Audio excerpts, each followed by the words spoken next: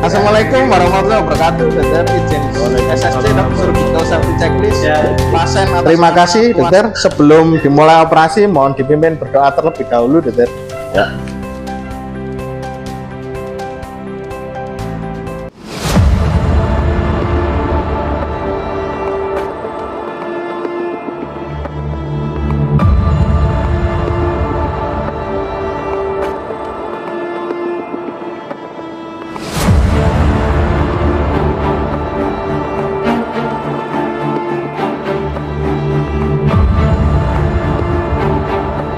Kemarin Pak, untuk habis operasi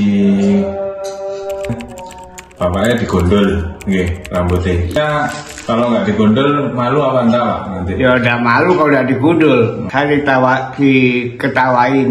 Oh iya diajak bercanda, diguyu oleh kanca-kanca. Ya, diguyu. Oh, ya senang ada digundul loh. Kalau nggak digundul Pak.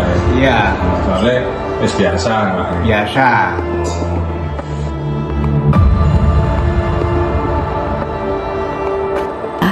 Hair removal masih diperlukan untuk memfasilitasi paparan yang memadai pada lokasi dan penandaan kulit sebelum operasi.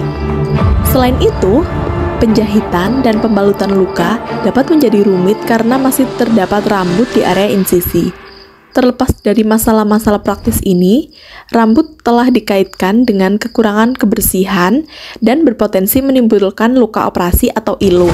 Namun, ada juga keyakinan bahwa hair removal berbanding terbalik meningkatkan risiko SSI dengan menyebabkan trauma mikroskopis kulit.